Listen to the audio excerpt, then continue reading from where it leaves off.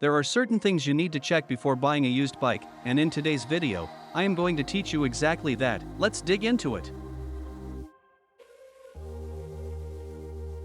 The most obvious thing you can start with, it's the frame. Make a thorough inspection and look for bends, big scratches, and rust. Check the weld points and the overall condition of the frame. If it's a carbon frame, make sure there aren't any cracks.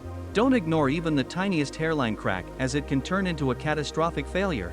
Don't be afraid to flip the bike upside down and check the frame underneath as well. You can also check to see if the frame is warped. To do that, grab a tape ruler and measure on both sides of the frame the distance from the center of the rear axle to the center of the head tube. If the two measurements aren't the same, walk away immediately.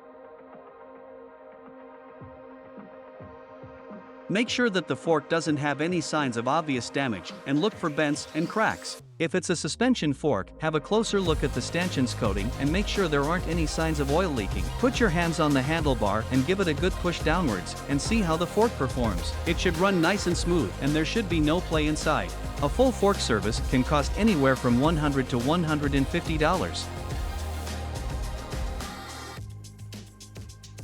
Move on to the wheels. Give them a spin and make sure there isn't any crazy side-to-side movement. 3 to 4 millimeters, it's usually okay and can be easily fixed. Anything more than that, it's an indicator that the wheel has taken a serious hit or the bike has been involved in a crash. Also, check the top to bottom movement of the wheel and make sure it is straight. Inspect the rims for any signs of damage and ensure the spokes have good tension. Once you've done all that, have a look at the wheel bearings. Grab the wheels and move them from side to side with your hand. Make sure that there is no play. If it is, the bearings need replacement. This is fixable, keep the cost in mind, and use that to negotiate. You can pay anywhere from $25 to $50 per wheel to replace the bearings. While you're still here, have a quick look at the tire's condition to see if they are worn out. If they are, you can use that to negotiate the price. A new tire can cost anywhere from $15 to $60. Stand over the bike, push the front brake lever, and move the bike forward and backward looking for any signs of play. If there is any, it's not a big issue. You can replace the bearings, but factor that in. The price of this operation can range from $20 to $40. Grab the crank arm with your hand, move it from side to side, and make sure that there is no play. If it is, the bearings need replacement, and this operation can cost anywhere from $30 to $60 or even more. If it's a full suspension bike, also check the frame bearings. Stand on the bike and move up and down listening for any squeaking noises, and make sure everything is running smooth. If you need to replace the frame bearings, this can cost you up to $100 or more. The best way to check a chain, it's by using a chain wear tool. Usually, this tool has two wear indicators on it, a .75 and a 1.0. If you can't slide the .75 inside, or it slides just a little, then the chain it's good to go. If you can slide the .75 inside completely, then your chain it's used and needs replacement. A chain will usually cost somewhere between $25 to $40.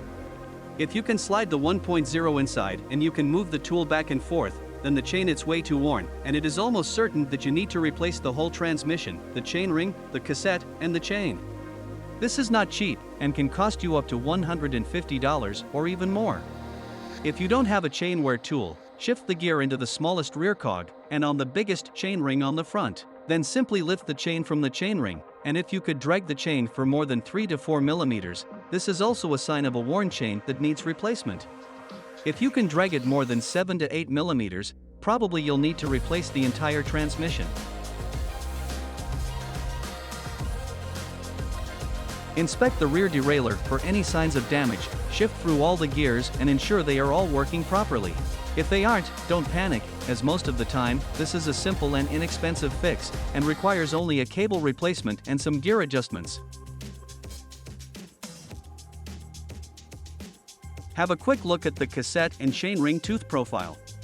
Make sure that they don't look too sharp, and also check for any signs of wear or bends.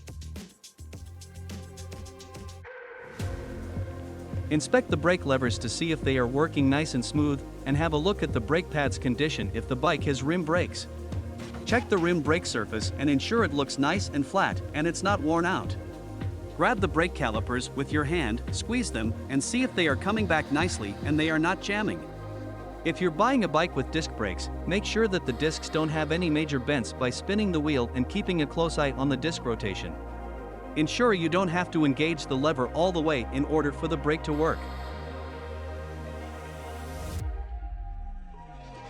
Check the pedal platform for any play, give them a quick spin, and listen if there are any suspicious sounds. Make sure that the seat post is not stuck inside the seat tube. This is a common problem on many bikes, especially the ones with aluminum frames. If you're buying a carbon frame bike, remember that the seat post clamp bolt can cause damage or cracks to the seat post if it is over-tightened. Make sure to check that as well. If the bike has a dropper post, give it a quick test. With one hand engage the dropper lever, and with the other push the saddle down to make sure that everything is working properly. Also, ensure the saddle doesn't have a big side-to-side play. A dropper post service can cost anywhere from $100 to $150. If you buy a full suspension bike, make sure that the rear shock is working properly. Hop on the bike and move up and down with your body while listening for any foreign noises coming from the shock. Look for signs of scratches, marks, or bends, especially on the damper, and also make sure that aren't any oil leaks. A full rear shock service can cost anywhere from $100 to $150. The most common are the following: a torn saddle, a derailleur with bigger scratches or marks, or a bent derailleur hanger, big scratches on the brake levers. Keep in mind that some scratches are only cosmetic, and the bike might be in good working order. Take the bike for a quick spin. Shift through all the gears, stand up on the pedals and put some force on them. Listen if there is any sound or creaking coming from the bottom bracket. Push the brake levers and make sure the brakes are working and they have enough stopping power. This is my complete checklist that I do every time I get a used bike. If you found this video helpful, share it with your friends and make sure to subscribe to my channel. Thanks for watching.